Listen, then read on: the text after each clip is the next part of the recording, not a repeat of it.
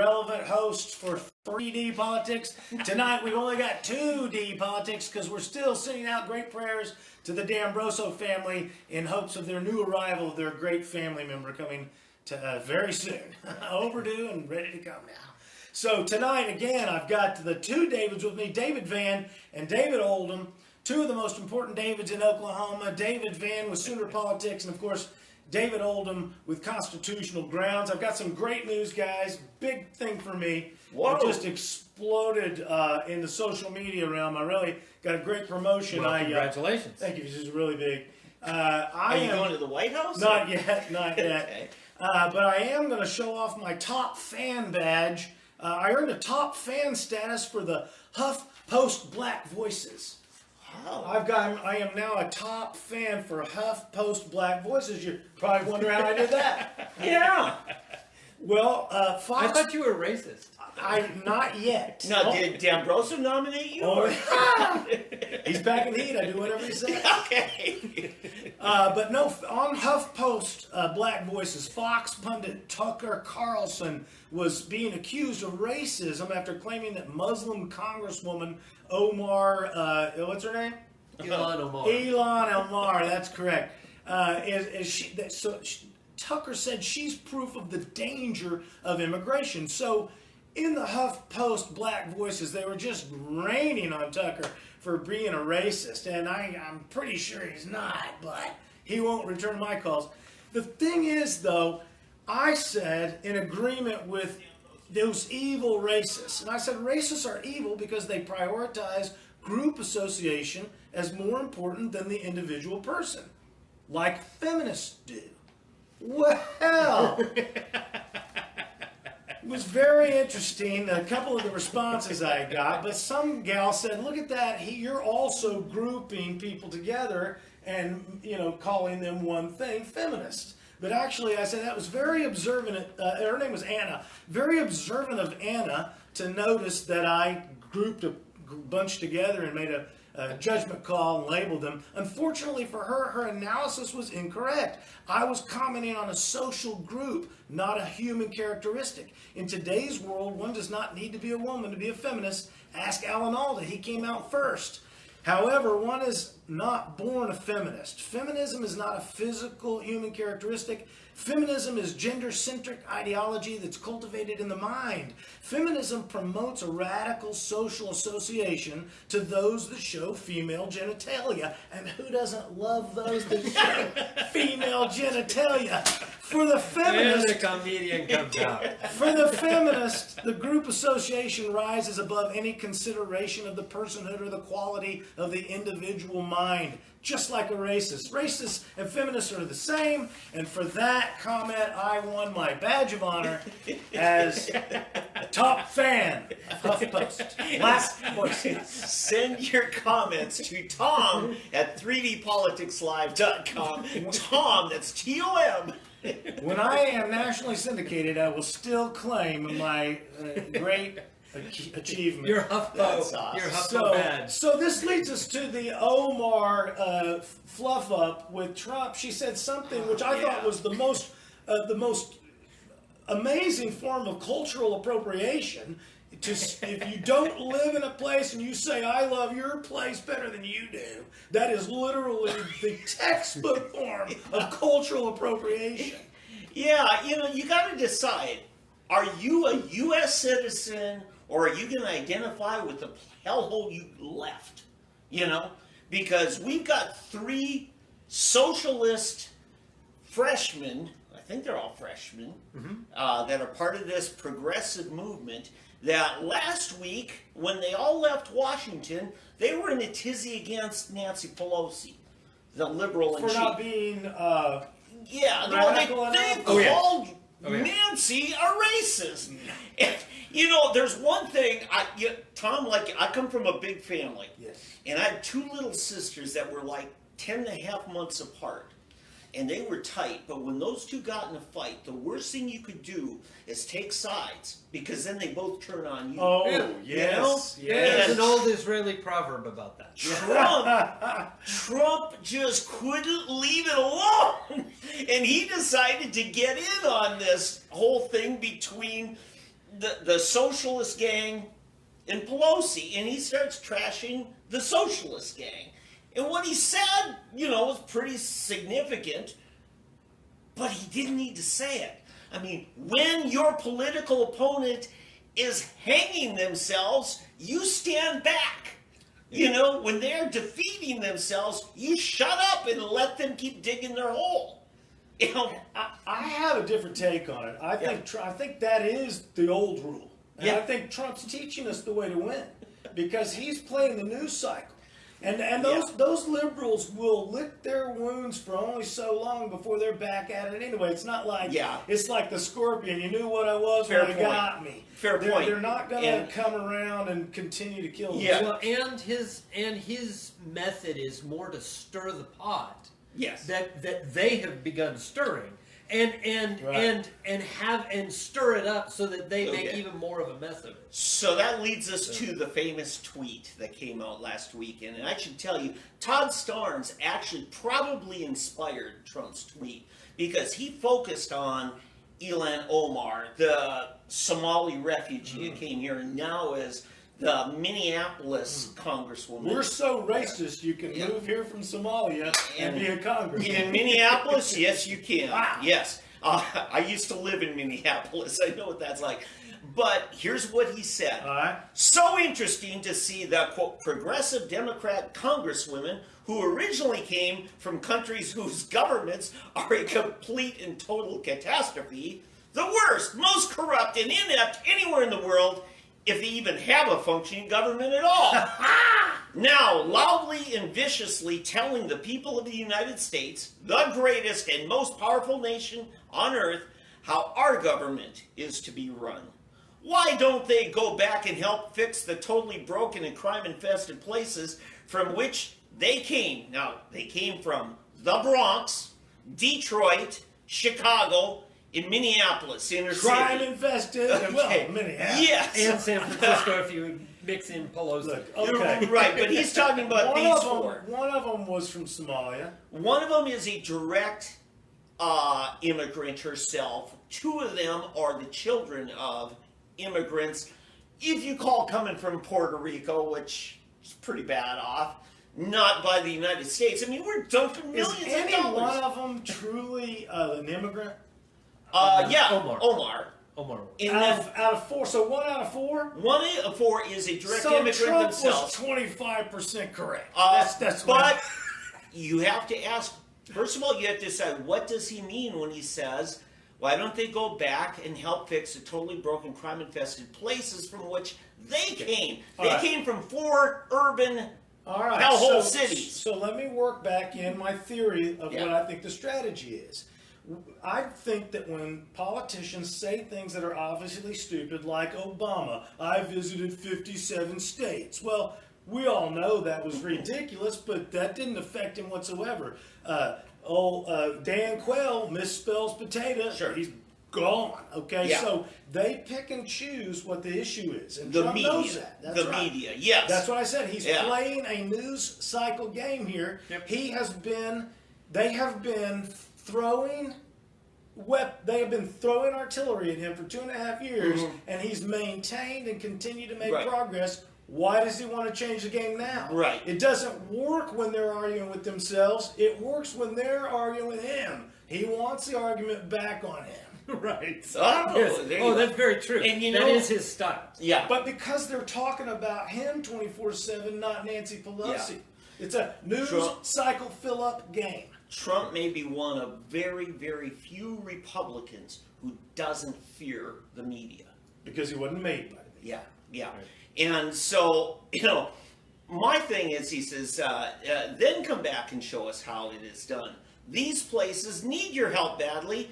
You can't leave fast enough. I'm sure Nancy Pelosi would be happy to quickly work out the free travel arrangements. So that was the tweet that got this all set up. Right, this is clearly, as a comedian, you can see he's trying to be purposefully provocative. Yes. And when there's no vocal inflection with it, it comes off as stale and hard. If you said the line, "Hey, I'm sure Nancy Pelosi would blah blah blah," it would sound funny, like a comedic delivery. Yeah. But text doesn't deliver vocal inflection. Right. So I think he's being purposefully provocative. Is my point. Yeah, and what we saw, let's take this to Oklahoma politics. What we saw, the only passion, the only energy left in the Democrat Party is from the hard left socialist. Okay, they are the driving energy of the Democrat Party, not just in Oklahoma but nationally. I asked one of my friends who's a very much an insider Democrat in Oklahoma. Her daughter ran Bernie Sanders' primary campaign here in Oklahoma, won, beat Hillary in it. And after the 2018 elections, when Kendra Horn won over in Oklahoma City, I asked her, I said, "So how did that happen?"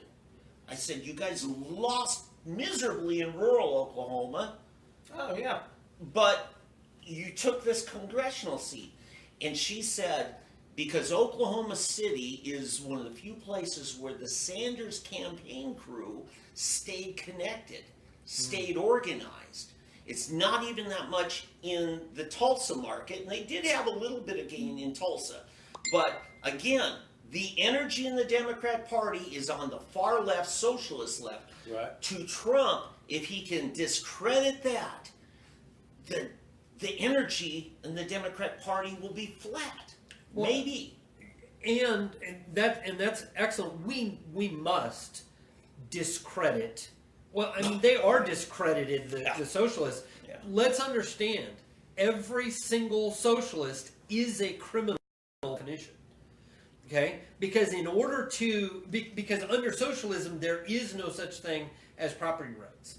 And because there is no property rights, and they can just come in and steal what is yours, that is the definition of a criminal, taking what belongs rightly to another. And so I think it's time we call them what they are. They're criminals. They're calling for criminal activity, and they're openly calling for it. They're calling for it under color of authority, color of law, and it cannot happen constitutionally. It's absolutely what we were designed against, and that we have any aspect of it is reprehensible and illegal. Not one bit of it is actually lawful. And we have lots of socialism in our daily lives that we're faced with, or else, for the most part. And so until people call it for what it is. Yeah. Well, there's an atrophy of the mind of the general public. I'll always blame it on the public school until they finish it, until they fix it. Well, it's socialist. The whole public school not only is a socialist organ, it teaches socialism. And it teaches it worse in the way that you know how people, what tells more, what you say or what you act? They say less socialism than they act. They act way more socialist than they actually say they are over there. Oh, yes. I mean, yes. The first thing you do is add to the giant pile of stuff. Yeah, and this is a race to the bottom. It's going on not just in the far left activist Democrat Party, but in the media at the national level. Very much. I thought MSNBC was in self-destruction mode for most of the Obama administration, and now I see CNN saying, "We will out radical you, MSNBC." Right. And, you know, it's getting to be, where are the days of the Walter Cronkites and the Huntley Brinkley hour? They were liars. They were liars. They were socialists, but they lied and made out that they weren't. That they were Dan good, Rather, you mean? mid. Like Dan Rather? We're going way further back. Oh, way further back. I mean, but well, they were. I understand that, but I have no life. Okay. One night, I decided, I came across a YouTube video of uninterrupted 6 hours of election night 1980 when Reagan won. Okay. And I watched, it was NBC News, it was That would be David Brinkley. That's not it real was, life. That's a keen interest. John Chancellor. Oh, John Chancellor was And in the Washington crew, quarterback then, yes. right? And it was really significant how they identified and empathized with what was bringing the Reagan presidency in, and in fact, they were even. Actually, he was the anchor. John Chancellor was the anchor, and he was a little more centrist. Well, it was important that they appeared centrist. Yes. Yeah. Yes. The advertisers held more sway back then because they had a lock on everything on distribution of broadcasting. Sure. And, we've lost those days. Now, anybody in media, they're deciding which way we're going to go and which audience are we pandering to. Well, again, Right. this comes down to who are you listening to? And if you are a constitutionalist, a conservative, a libertarian, or whatever, or even a Democrat, you choose your news sources either well for your point of view, or you don't choose so well and you get what comes. You parrot. And then you will end up parroting whatever you hear, and all too often what I see is people accepting as valid news sources which are heavily biased and full of editorial. They're not news, they're editorial, much like we are doing here. But people continue to listen and parrot what they say, even though they run absolutely contrary to their stated beliefs. Yeah, now here's the good thing. And Rush Limbaugh told a little story today. He started off his show with this. He said, I threw a dinner party back in, he said, let's see, that was in 08. And he said, I had my guest list, and one particular guest said, hey, I want to bring a couple of friends. Can I? And he's, trying to not be a fuddy-duddy. He's, okay. And these two people showed up that Rush didn't even know. And right away, those guys were trying to get Rush's ear. And this was the summer right after the RNC convention, and Sarah Palin was picked. Okay. And right away, they said, Rush, we got to get rid of Palin. She's going to drag down the ticket, just on and on and on. And Rush says, why? He says, well, look what the media is doing to her and that. And he said, wait a minute, fellas. Are you saying that you want to let the media pick who our running mate is? I think I heard him say that. And it was brilliant. Yeah. Because you just nailed it's these a revelation guys. These guys are totally kowtowing to the media. Right. Yeah. And that's a problem with most of our our Republican candidates last go around. David, you and I were at the SRLC. You remember they're parading one after another, and they're all trying to look like I'm a nice guy. The media's not going to attack me. And who was probably the biggest one? It was Scott. Was it Walker from Wisconsin? What are you talking about? He was the darling. He was the front runner at that point, yes. At that point, Yeah. right. It was kind of like, who's the guy that the media is going to leave alone? And so much the Republican Party was caught up in, we got to pick somebody that the media is not going to pick. They're going to run a defense campaign. Yeah. Right. So anyway, those are my thoughts on this. We'll see how this happens. Those four women just got on live TV, and Omar started using trash language. I had to bleep her out and everything. It was just, And we talk about the decorum of Trump. Yeah. I mean, we know where Trump will grab you. The Democrats will grab you by the Percy. Look it up, folks. I ain't telling you what it is. That email address again. Anyway. Yeah. So that's the story on the Twitch. It's far from over. As we bed this this socialism thing, I'd rather not. And so you say you've talked to people who disagree in content. I'm having a hard time finding the left, the liberal left, who will agree on even definitions of terms. Mm-hmm. Socialism. So when we say we need to explain to people that we're not this and we're that, They don't even know what They don't socialism care. They do not They care. would if they knew it was poisonous. They would care. Well, the thing is that they don't care because it's just like when Barack Obama got in his first term.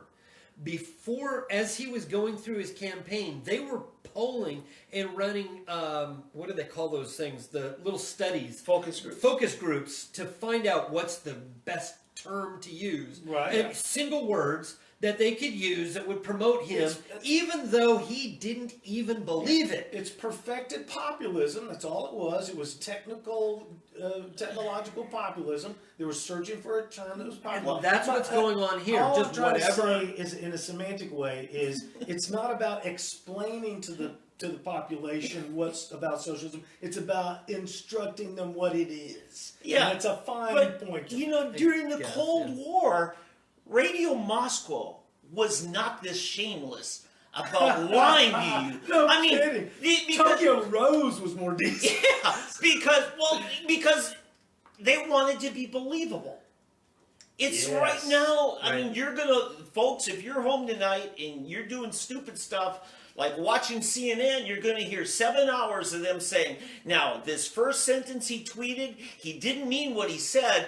He meant a bunch of other stuff. And we're going to tell you what he meant, and they're going to just say, well, he meant I'm a racist, right? And then, the next line, now that's dog whistle. What that really means, yeah. and they'll do all these other things to totally change the clear words. But then, and then they'll do the other coin too. They'll say, but that time he meant it. That time I got it. Yeah.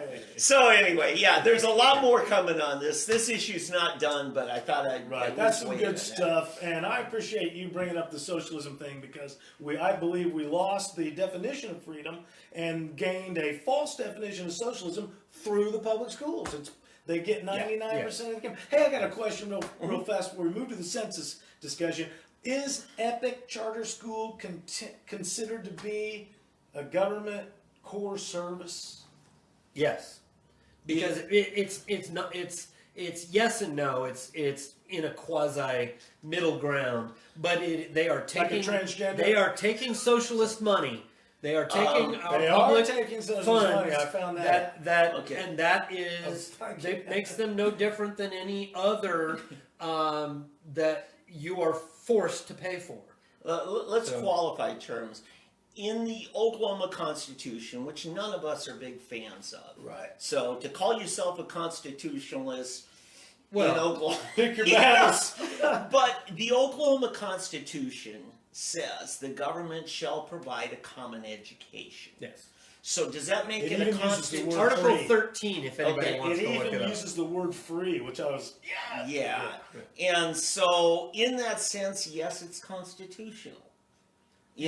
But it is subject to the U.S. Constitution, in which we have property rights, and therefore it makes it unconstitutional. Okay, I got one question. And so the difference between an employee and and a 1099, because it's defined. Independent contractor. Is there a same type of distinction at that higher level of the schools getting the money? Because I know Epic gets less money than other schools or whatever. Do they determine? You switch it like gears that? on this, but I think that make David sense, probably the question? understands that more Yeah, than well, I. But Do they make a distinction of how much the state, curriculum? the state government is a fallback to ensure that there's a certain level of funding.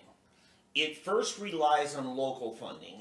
I go up to Pryor every so often, to the industrial park. I've got a client up there.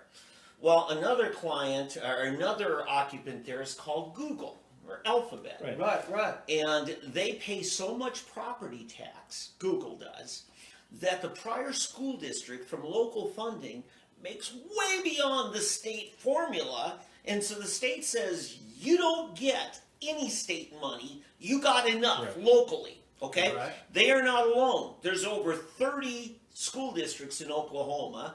Most of the rest of them are like out where the wind farms are in western Oklahoma.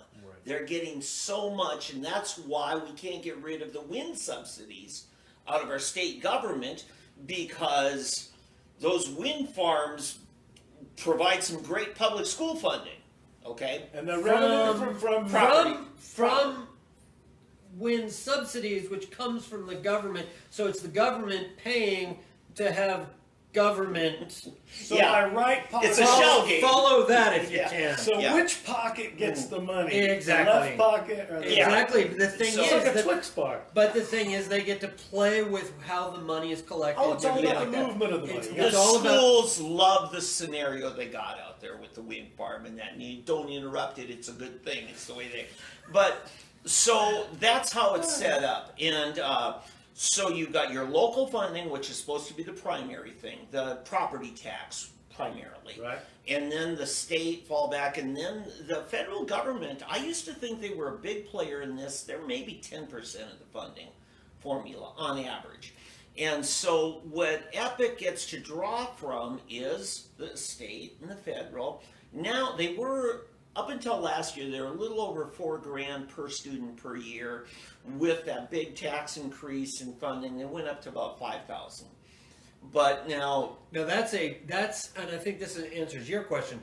That is less than a brick and mortar school receives per student funding. And Yeah. Well, how do they calculate that difference? Well, Do we yeah, have- I think that's a There- formula that's that I'm deep, not familiar yeah. with. a Maybe it lot of doesn't it's matter. not done in the legislature. A lot of it's played with in the Department of Education and our state school superintendent. Okay. But just so you know, the Tulsa Public Schools, for instance, Oklahoma City Public Schools, the biggest ones actually get some of the biggest funding. They're somewhere between 9,000 and 10,000. I think closer to 10,000 per student per year, almost double what EPIC gets. Okay. Stop and think about that, folks. A classroom of 20 kids, 10,000 per, that's $200,000 per year per class. Mm-hmm. And they can't pay the teachers properly, and they can't provide the materials. And this is just, now mind you, remember, I disagree with the whole shooting match, Mm-hmm. but all of a sudden it's like, where does the other $150,000 go after you pay for the teacher? Where does all that money go? Ask that question. You're spending all that money on schools. Couldn't we just lock the kids up for that money? Transgender bathrooms are expensive. You can incarcerate for $200,000. Well, so yeah, you've got that. Now, That'll keep teach in them. mind, a lot of the kids whose families choose EPIC do so because they don't like the environment that their children were subjected to. Right. That environment costs a lot of money. As bad as it is, you got to pay for the buses. You got to pay for the brick and mortar, the desks, the building, the lunch program, all of that stuff. Mm-hmm. It's really expensive to socialize these kids. Whereas you leave them at home and just pay for their internet if you have to, and lease them a laptop, out of their student education fund, you can make education really work well and give that kid a lot of freedom back. A lot of freedom. Right. Yeah. Right. So- It's not, in my opinion, the school's position to teach citizenship. Yeah. That's for the parents to teach. They need to be teaching rudimentary. Well, the parents have taught citizenship by sending the Thank you. kids to a socialist school. Yeah, So, baby. okay, let's Nice get that job. straight. Yeah. You ready to move to the census? betcha. Here we go. I'm going to test these guys' More knowledge. citizenship questions. I'm going to test these guys' knowledge on the United States Ooh. Census here. Did not This know is it. the source I'm going from is Carol D. Wright, Commissioner of Labor, Washington Government Printing Office, 1900. It's the history and growth Okay. of the United States Census. And one of the things I found interesting in my read was for the first 15 years, from 1775 to 1790, they calculated taxes according to the value of all land in the state, and it was requisite of only whites because whites owned the property. And there was in 1783, and again I'm going by my source, there was an attempted amendment that failed ultimately, but it's this failed amendment is where we get the ultimate verbiage that becomes our census verbiage. The attempted amendment in 1783 tried to move it away from the land value to demographics, except for Indians. And in 1783, they said, in lieu of apportionment to according to the value of land, to pay for the burden of war and other expenses incurred for the common defense, general welfare, to be borne by the several states in proportion to the whole number of white and other free citizens, inhabitants of every age, sex, and condition, including those bound to servitude for a term of years, and 3/5 of all other persons not comprehended in the foregoing description, except Indians not paying taxes in each state. So I found it interesting in my study right off the bat to know that for the first 15 years of our modern day tax, if you want to start with the country's inception of the colonies, whites paid the taxes. Okay, this was actually a different nation that you're describing. We're talking about the Articles of Confederation, Exactly. not the Constitution. Right, and this was part of the problem that people said led to, we got to come up with a better structured federal entity because the taxation issue was a big part of it. It's, Yes. you know, what is everybody's fair share? You know, because we still haven't figured out what fair share is, and it's a sliding, moving target. Well, remember that the census was to decide the number of persons within the state for the enumeration of taxes. The amount of tax was divided up by the amount of land and the perceived value of the land, but then it's going to be divided up within the state by the number of persons. Well, no, I think for that purpose, they wanted to know which states were the most populous because the federal government felt like the more populous state should have a higher tax burden than the less populous. Oh, absolutely. Yeah. I mean, the property was not merely land, but personal property, because you can have a manufacturing facility that sits on a small plot of land, but has a lot of property value to it. Property was more easily defined back then. It wasn't so. A little bit. I mean, I think the intellectual property wasn't so wild with media and such. The brilliance of the Founding Fathers, I think it was in Federalist Papers, Live is what that is. Is that 64, right? So, in the Federalist Papers, it's well explained, the beauty, because the driving That's force... actually 54. I don't do numbers, I do letters. Lixiv. Live. Lixiv would be Live. Lixiv, that's what I thought. It's my glasses. Lixiv. Now, the Federalist Papers explains brilliantly and why it's tied to not only the apportionment for taxation, but representation, because this keeps the states from exaggerating or minimizing. The driving force at the time for coming up with the formula was because they had bills to pay. It wasn't just like they were sitting around like this millennial socialists think today, like, oh, I think we'll start a country, and you know what, we'll set the price at. That is not how it worked. Well, they had fought and liberated themselves. They had bills to pay. They had taken out credit to fight. War bonds. There they were owing money, and they said, look, you colonists, all of you are going to have to burden this equally in some sort of equitable fashion, which is fights against this whole concept that we're somehow unequally yoked and we're not trying to be fair and we're racist. They were counting how many people and how many free and how many slaves, etc. But they were trying to pay, what I'm trying to get at about, they were not just simply taxing, they were taxing to pay the war burden. So you were on the census because you were, no matter who you were, you owed money for the war. And so you had to be counted. The main two reasons we have it was basically to count how many so we can represent, and then we can tax, and there's your balancing. Because each state wanted strong representation, but they didn't want that much taxation, and there's your balancing. It's brilliant. Well, and that's where you get into, and it's an interesting read. People should know more about it. The 3/5 compromise, and so forth. And again, while she said here that they were basically owned, or he 2 R's, that the land was basically owned by whites, what it says was that inhabitants of every age, sex, and condition, including those bound to servitude for a term of years, and before that, let's see, where Yeah, they're in known as proportion to the bond whole number of servants. white Yeah. and other free citizens. Yeah. So it wasn't only whites, but there were free citizens. You had to be a free citizen in order to pay tax.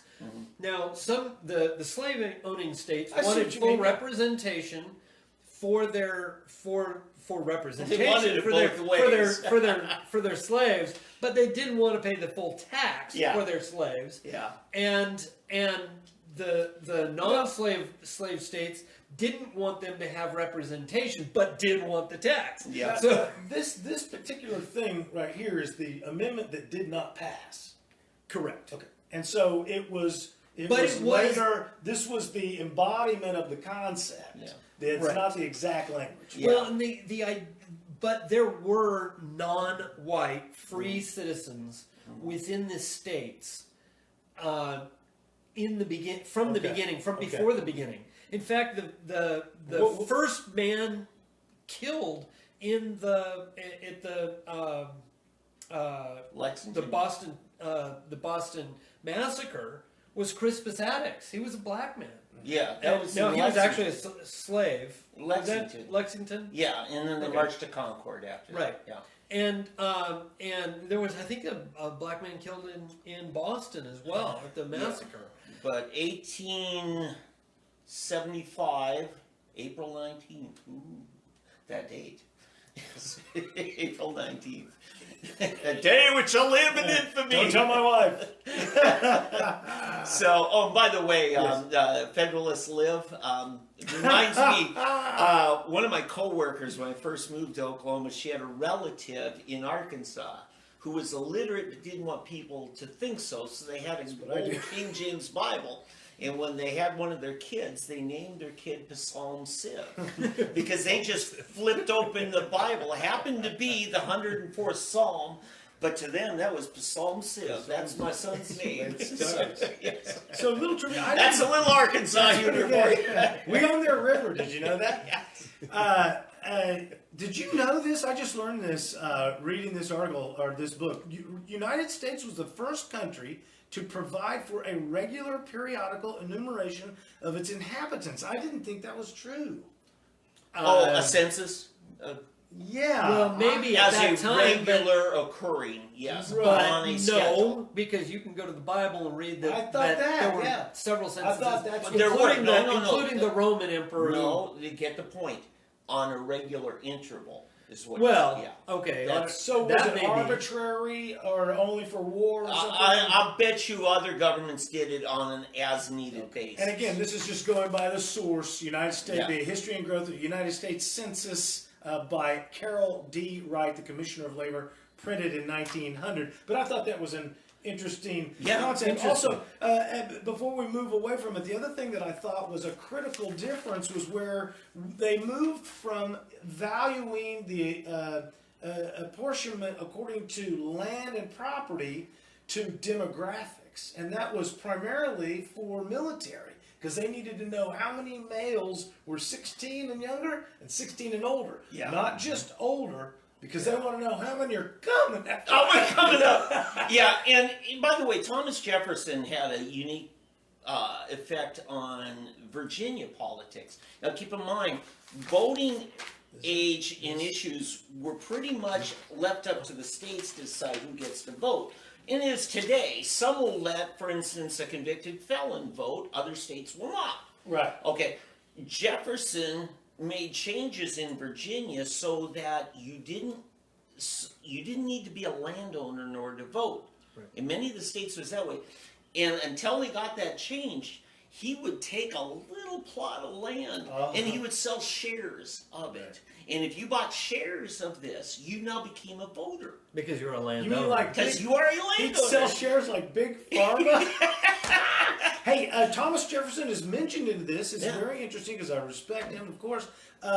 When they first did the very first census, the marshals and the assistants and Thomas Jefferson doubted the accuracy. They were like, this is going to not be accurate at all. I still doubt the accuracy. But according to this book, it says, and of course everybody was sworn to duty and everything to make sure it was accurate. Right. But the marshals they are required, I believe, by law to transmit directly to the president. They don't go via anybody. The census marshals, is that different now? The president in that context was the presiding over the Congress. We had a different government then. We didn't have an executive branch. When was this? This was during Articles of This was 1800. September 1791. Oh, you're right. Then it would be the executive branch, yes.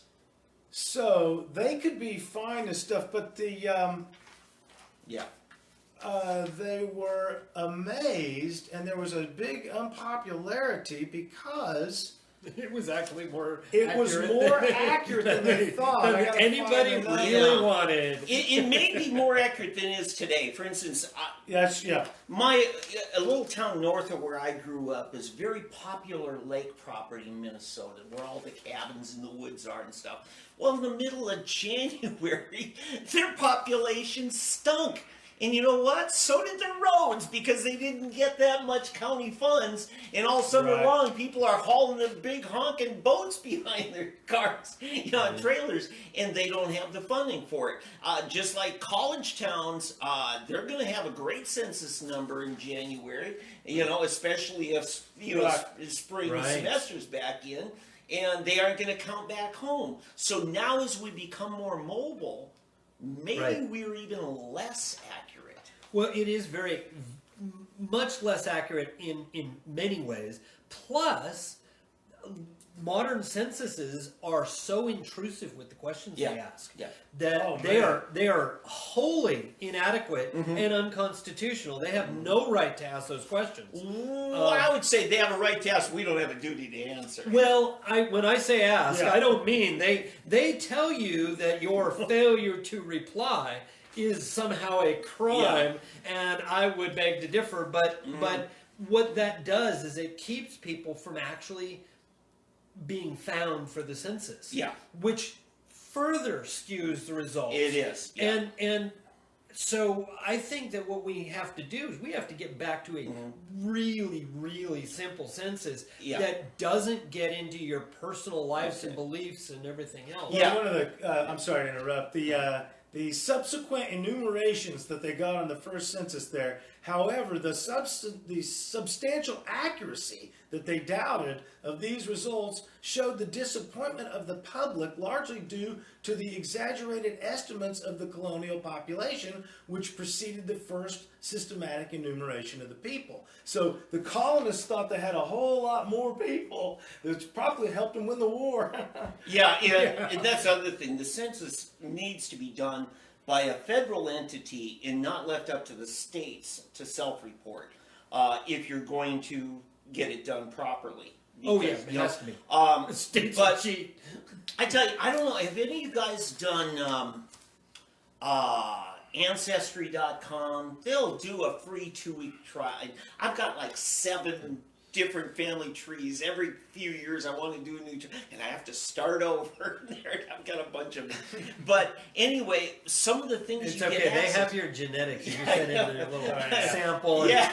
they don't have any problem. But it's kind of funny. They'll take your family tree and then they'll use it to sell their service to somebody else. We have access to all these family trees, right? Well, anyway, one of the cool things you get to see there is some of the old censuses from the early 20th century. And they were done just on a journal, paper journal. And all the questions, it was just a set of columns, maybe 15 boxes. And that was it. And they filled it in for you, and sometimes you can't even read what they, the horrible handwriting. But Tom Coburn said something really important. This was during the 2000 census and what was going to be on it, and Clinton's people were in charge of it. It was his last year in office, and they really had some intrusive questions then. And Coburn made a press conference. 2010 was even worse. And he just said, look, all you have to answer is this, this, this, and that's it. Yeah. And Coburn was, I mean, he was inciting Yeah, it was starting to become ridiculous. an insurrection, How don't many you know? steps to the bathroom from your bedroom? Yeah. You know, Oh, yes. Yeah. They wanted to know every member of the household by name. They wanted to know. It was ridiculous. They wanted to know square footages. They and wanted things like to that. know It was- your dog's name, your nickname, your safe word. Keep in mind, if you are into social architecture, these are things you want to know. Right. Yeah. And we can thank computers for that because they can store a lot more stuff and input it a whole lot quicker. Yeah. So in fact, it may even be taken Now- on a tablet or something like that, so it's automatically input. Yep. Wasn't it was it the Magna Carta that pushed the taxation representation thing first? No. What was the first taxation representation push? Well, I mean, That was in it. history itself. That Yes, was the slogan used during the Revolution against the tea tax. Remember, that led to the Okay, Boston so- Tea Party. Well, My- and the Stamp Act and so many other Yeah. things. All my those my taxes. point is to try to hit the nail in a more modern era, get out of the 1900s and talk about the fat question today is the question on the census about citizenship. Right. From the history of the very beginning of the census, we have to know whether you're a free citizen, whether you're a member of the colony, or we have to know. Or not a free citizen. Or Right. a migrant worker. We I mean, have that to can- know your Correct. Your status. your status. Well, and this is the interesting thing. When you see the sedition acts and the responses, and it's been a while since I've read the Sedition Act, and I don't remember the language used there. But in the Kentucky and Virginia resolutions, they talked about alien friends and alien enemies. But they made mention that they were aliens in the country, and until 1808, the states could admit whom they chose. Yeah. Of course, nobody should be admitting alien enemies, but then after 1808, that was a federal issue, and so what? But I find it interesting that initially we had free people, we had Indians, we had non-free people, and then we had aliens. And you had to be able to separate all of those things, and as we do today. But unfortunately, we have all too many who view these aliens, who none can be rightly termed friendly. So, I should say, we have these illegal aliens, Thank you. of That's whom important. none can term we friendly. can't know. Alien friends. Well, The thing is that even if they are here and they are friendly themselves, and I know many, many, and I can't tell you whether they're truly legal or illegal, but I know many, and I know many are illegal. Let's get They are examples. nice people, but the thing is, they are not here via our law. They are not here via anything lawful. Wait a minute. Now you're talking about illegal aliens. Illegal aliens. Okay. I'm talking about illegal aliens. Okay. And so the point is, we cannot trust that they are doing lawful things. Who are they? In fact, they Right. most likely have to be living, underground and so forth, and are doing much that is unlawful. Right. If they're not documented, they're not, properly served and given even temporary right to be here, and then they are subversive. And then we should not trust them, because in the little thing we trusted them, they were subversive. But let's go back and contrast this with what a legal alien would be. Anybody with a visa to Correct. be here. That would include students coming here Correct. from abroad to study here. Process migrant workers who just come up to harvest the crops. We've already planned for them, everything's structured. Okay. Anything like that. A tourist coming in. Correct. These are all aliens, but they are legal aliens. They're alien friends. Yes. And those who sneak in when we say you can't are not alien friends because they have not been admitted as friends. Yeah, they are subversive. They're subversive. We don't know the extent of their subversion in what their intent is. And that becomes the question. That's what a lot of people are concerned about. Well, if I could just take the motive out of it, if they don't recognize that law, they don't have to be malicious. They might not recognize other laws. They don't recognize that law. Yes. And I'm saying that makes them more dangerous. They're just strolling around not seeing the law. Well, perhaps. Okay. The real problem is we don't know. Right. And this is the problem with the injustice of our laws. Because we have so many unjust laws, unconstitutional laws, that we the people are not even subject to. Because that which is repugnant to the Constitution is not law. Yeah. So the thing is that even we have to decide what is right and what is not. But what cannot be claimed is that an illegal alien in any way has a lawful right to be here. Okay? Right. They may have a human need, they may have all sorts of things, but if they don't come in by the means that are offered lawfully, they don't have the right to be here. The whole world ran on a system that was different than America invented, which was we're going to represent the people we tax. Now, we have a whole system based on representation, taxation through representation. And when they come over here, if they are illegal and they are present at the time of the census, they add a strain by miscalculating our ability to budget the nation.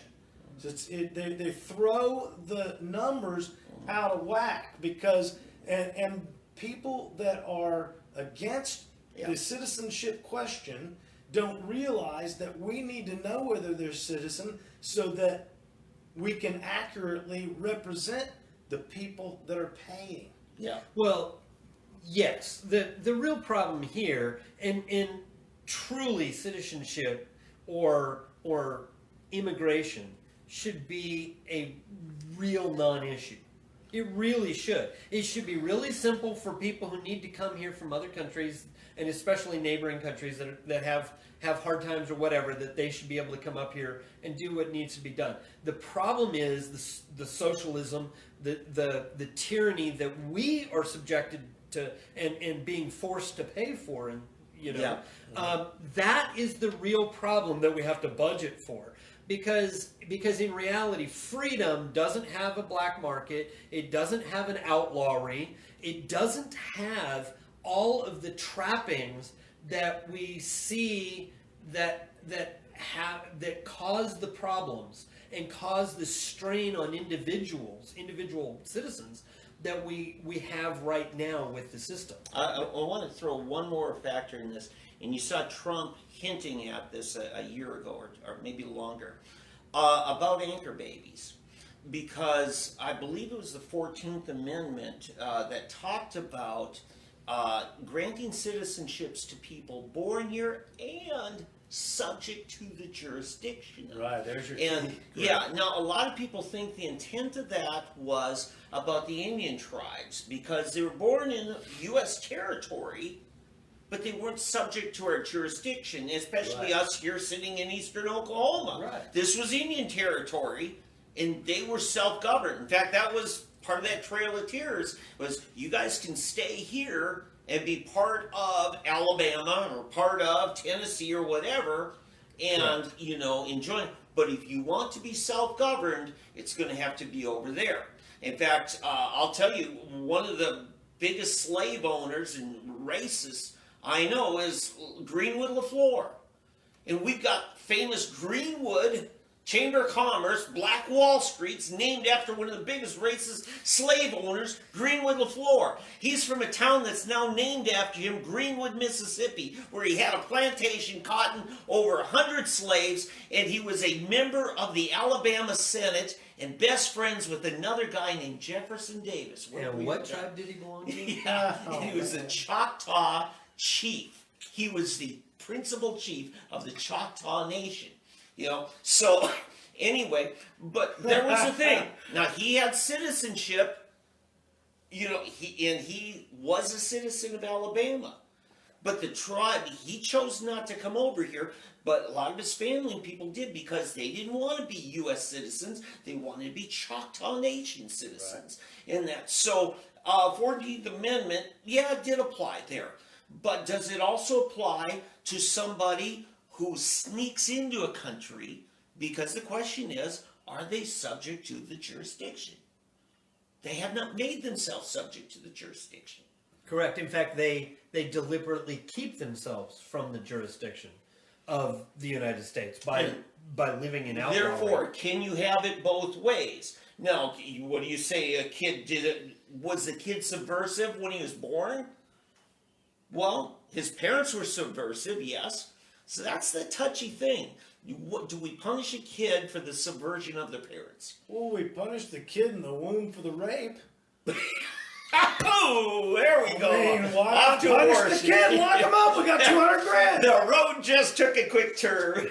Look, I just connected the dots. That's all. That's right. No, it's that was a proper correction. Touche. Connection. Yep. So, anything else on the census? No, that's pretty good. Anything like that? The main thing is we have a system of we're represented through our taxation, and so this is why we need to know whether you're a citizen, and so we can properly tax and properly represent. Sure. And it's different than any other country. Yeah, except they use this crazy term when they were deciding how many congressmen each state got, and they decided to count residents, not citizens. And that's the math they use. You had to open up another can of worms. Well, again, residents and then compounded as they were noted, whether they were free or others.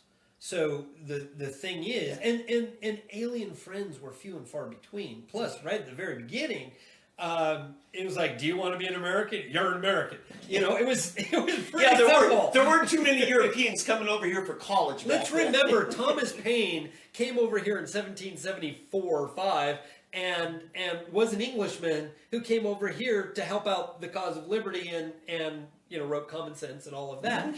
Go ahead. But the point is, he was an Englishman, and he came over here to join up and help, and then went back. Yeah. And so it was yeah, but he went back to help the French. Yeah, there you go. And who wouldn't? But but again, that's back then.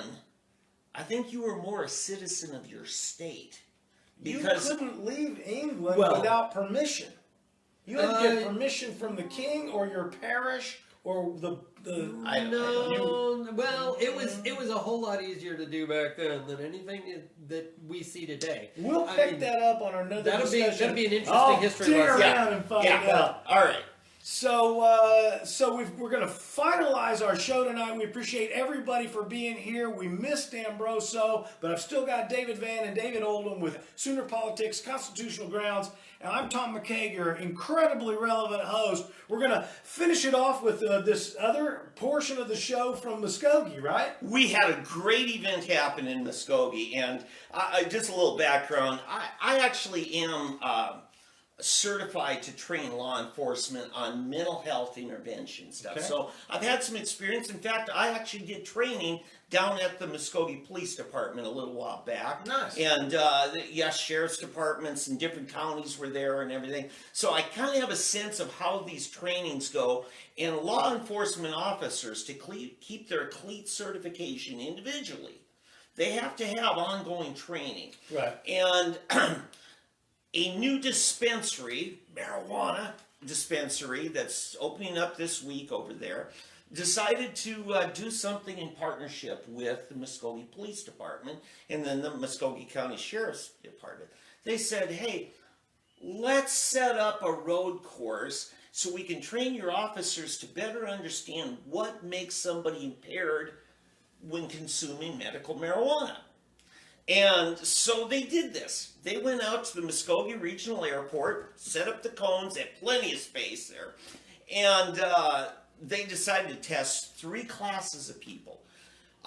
Those who who were texting while driving to certain content, and then those who were consuming liquor, and then those who were consuming marijuana. And so they had some volunteers in each of these. Hey, you want to come get drunk? Or hey, you want to come get stoned? Hey, you want to come and see how good at texting you are? And, there's two different outcomes that were really intriguing here. In fact, I talked to some of the people. They're probably going to take this show on the road and go do a number of places. What do they do? How do they make it work? Okay, so there was a set. Have you ever seen WKRP in Cincinnati?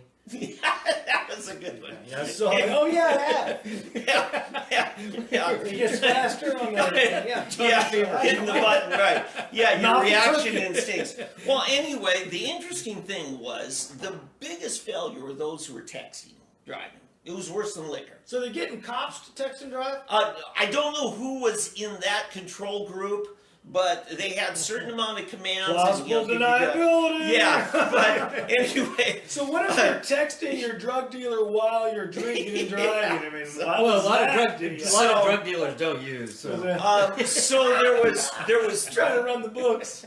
well, Sorry. a lot of the people that took all 3 doses of marijuana aced the test, and it shocked a lot of the cops that the only thing they saw that was consistent was the marijuana consumers started driving slower the more stoned they got.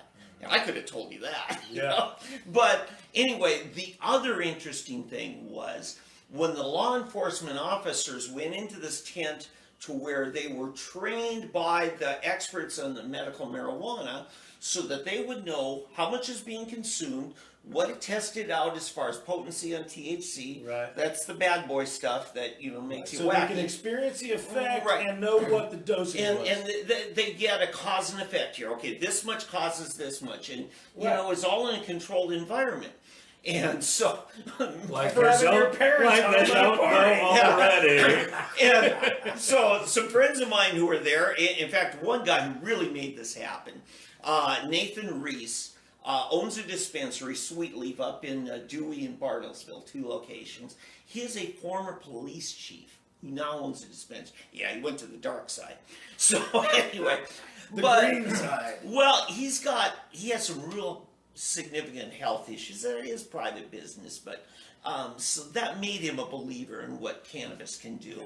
And he's, so anyway, he said a bunch of the people that showed up there to do the marijuana portion, they were all licensed patients, legal to consume. Right. They're all in the tent having a good time, and chatting. away. Legal. And, They were legal. Well, yeah, and they were. And, they were like holding off That piece of paper is special. So, anyway, and then the police officers come in, and it just killed the tone. Oh yeah. Because all of a sudden it was like, the cops. Oh, yeah. So, because if you've been a patient before it was legal to be a patient, you had this apprehension. Well, and cops famously have attitudes about it. Oh, they do. They do. That's the Yeah, thing. they They have a visceral hatred of the demon plant and all of that, Yeah. and those who might consume it. There is a And it's stigma. taught. Yeah. It's And- taught. It's yeah. trained this way. And so the first cop comes in, he says, well, I guess I better learn about this cannabis crack. Cannabis crack. Yeah, like crack is cannabis is crack, right? How much is that? Yeah, and but and they all kind of let it slip, and then he used that term again, and finally, the gal that was providing it was with the dispensary, was explaining cannabis and crack are as far apart as you get. Okay, crack is more like cocaine or meth, right? So anyway, and as things went on, it just changed the whole tone when they started seeing how little they were impaired from consuming the marijuana. It really opened the eyes of officers. And then they had a trainer there, because keep in mind, you had the guy training on how to prove impairment, and he's telling these other officers, he said, now just because he did that does not mean that he's legally impaired. And he's trying to convince these officers, don't go quickly jumping to impairment the first time they trip doing a field sobriety test. Right. You know, in fact, this and those field sobriety tests are questionable at best, because they're made. You could be completely sober and you can't get through it. And when the officer's tag says, "Well, Linda, you know you're in trouble." the first this former police chief who now owns a dispensary, he was one of the patients there. Well, due to his health concerns, his leg was shaking. Well, crap, his leg was probably shaking when he went to bed last night, shaking when he woke up this morning. And just because someone's shaking doesn't mean, oh, it's because you consumed an illegal substance and you are now impaired.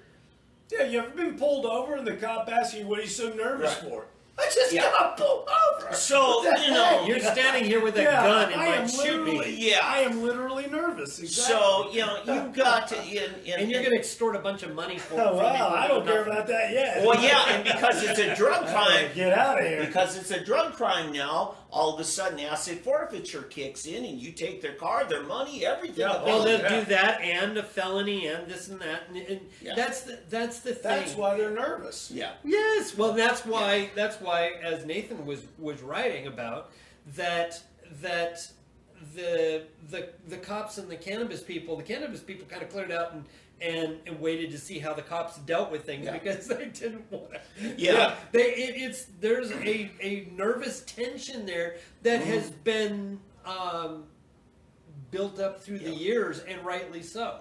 Now, a couple of my friends over there, Chris Moe, who actually lives just outside of Muskogee in the county over by Taft, you know, he's got a deep set apprehension because he has been busted. Yeah. You know, and he's been a long-term pain management patient. He said it was the best day ever. Norma Sapp, who's been the apostle of, you know, decriminalizing marijuana in Oklahoma. She's really standing She her ground said, "This is my best day ever." Right. I mean, it was such a fantastic day because what you saw happening, you can't really point a finger at it, but you could tell attitudes were changing. Right. And all of a sudden, you know, when these patients had a chance to educate law enforcement to doing their job better.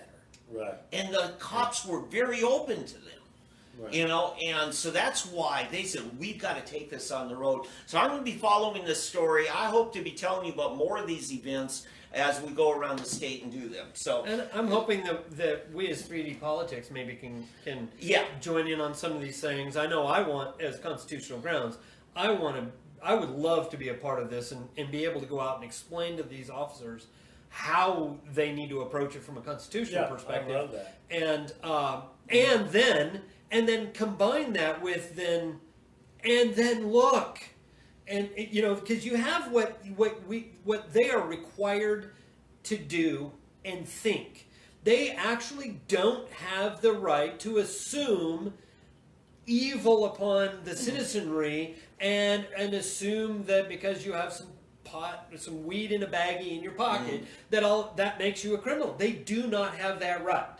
They don't have the right to go there as police, but they also need to be shown that there is nothing there to it. Yeah. So both have to happen because right now the police are acting as criminals. Yeah. As we were talking earlier, they need to be treated as the criminals they are, but at the same time they also need to be rehabbed and shown that there's nothing to this, and they've been fed a lie. We have a bunch of lies. We have to end the piracy that is asset forfeiture. Oh, yeah. It is piracy. We could just do a pure and show simple. on Well, that. Yeah. And we need to end the political prison, the prisoning of political prisoners, because that's what you have when you see cops arresting people for gun and drug crimes. Okay, unless they're discharging the weapon or waving it around dangerously at other people, you do not have a crime. Sure. And so what you have, but you have people in prison for this. Right. They are political prisoners for not having submitted to the state and their edicts on what is proper behavior, that the state didn't have a right to actually make. And it's important that juries start getting a clue on this. Because ultimately, unless a jury of 12 can all come to a conclusion that you're guilty, you're not guilty. And the juries are the most powerful people in the entire court system, if only they knew it, and a judge is scared to death that they might find out. Well, and illegally so. When I sat on a jury, I was being questioned to sit on the jury. Oh God! And the thing was that the question was, will you apply the law irrespective not only of the evidence, but will you be able to apply this law irrespective of any other thing than the law itself, including the Constitution? So in other words, your own personal philosophy. I agree, but when they make a statute, they want to see people sitting on the jury who will uphold the statute irrespective of the Constitution, which might nullify it. Yeah, that's a prosecutor question when he gets to select who the jury is. Yeah, but this was coming from the judge, and they were all agreeing on it, including the defense. Wow. Including the defense. In my opinion, the judge has no place even asking that question. Well, they all have a say in whether or not somebody is dismissed without peremptory challenge. Right, but my point is, what they're asking you is, do you believe in jury nullification? And if you believe that, you are unfit to be a juror. Correct. And you have a constitutional right. Out for that. You have a constitutional right to be on a jury. Well, no, you have a constitutional duty. It's beyond that. You have a constitutional right. If I want to be on the jury on this case, and I come up in the lottery, it's like we got another show coming up. The fact that I believe in jury nullification as a constitutional principle should not be held against me and have my right to be considered a jury. Except a peremptory challenge could be used. The one who has the right for you to sit on that jury is the defendant. Yeah. Okay, the defendant has the right to have you on that jury. Yeah. Because the point is, and I would want David on my jury. Protecting Explain what peremptory is. Okay, a peremptory challenge means that one side or the other, either the defense or the prosecution, can for no stated reason whatsoever dismiss a juror. Okay. But jurors can be dismissed by concurrence of both the defense, the prosecution, and the judge for cause. And that can be innumerable, but peremptory challenges, depending upon the state, have different numbers, but there are only so many of those. Right, they're limited, and if they want to do that just because they don't like redheads, okay, fine, but you now used up one of your peremptories. Correct, and then eventually you may find somebody that that understands jury nullification and will nullify and still sit because you're out of peremptory challenges. Yeah. But the thing is, they harass, and just go onto YouTube, you will see that people who try to advise potential jurors of their rights to do jury nullification are continually harassed and threatened with arrest and so forth by sheriffs and officers and police officers out front of courthouses and not allowed to stand there and pass out tracts and so forth, talking to that as people go in. So the thing is, and all you have to do is Google it and go onto YouTube, and you will see all sorts of these people, because it's one of the things that people like me would do in terms of an audit. Like we have Second Amendment audits. Well, you have jury nullification audits. You have free speech audits and other things. And you have those. We have to be able to get that word out. Fortunately, I think it's starting to roll, and people are starting to get this. because if you are sitting on a jury and you do not acknowledge the Constitution and you convict somebody for a political crime, then you are guilty of a crime yourself because you've subjected this person to illegal imprisonment. Yeah. Trump's former campaign manager, Manafort. There were like 3 or 4 charges that he was ultimately not found guilty of because of a holdout on the jury. And that could have been for any reason. I don't know. Yeah, but I don't know there was no. It came out later that because one person just said no, that law should not apply in the way that we are applying it. Oh, yes. So he nullified, not necessarily, but he just thought the law was improperly applied. Or even so much as to say it's being applied just arbitrarily and improper to its own writing. That if he hadn't ever taken a job working for Trump, there's no way that this trial would even take place. You know, what that becomes in itself an argument. Sure. You know, for selective prosecution. Since we're this deep and we've got our audience, would you consider the OJ not guilty verdict modern day nullification? Is that jury nullification? Well, I mean, makes as much sense as any. Just saying, lock the kids up. Yeah. I mean, it wasn't officially remembering back to the time, that wasn't so much nullification because it wasn't saying no, the law is wrong or the application of the law is wrong. Okay, that was not the issue with OJ. Well, they thought, unless there was could you call it an unofficial nullification? Keep in mind, this was a year-long trial. Right. Okay. I This didn't was. even bring up the. Well, I know, but yeah, this is important. It's a great question. Okay. And you had these, blue chip defense attorneys, some of the best in the country. Right. Okay? And then you had these, DA prosecutory staff people that just probably all of them combined wasn't making as much as just one of the attorneys that OJ had. And the fact that it was on TV and OJ probably didn't have to pay them a dime because they made so much money just off of the press exposure. Okay, what happened, especially with, what's his name, the black guy, Johnny Cochran. Cochran, yes, thank you. He had built such If rapport. it doesn't fit, you must acquit. Yeah. Over that year, he built such rapport with that jury that they just connected with him. And every day they're sitting there next to that great Heisman Trophy winner, MVP, owns all these NFL records and everything, and that star power was there, and you're there every day with them.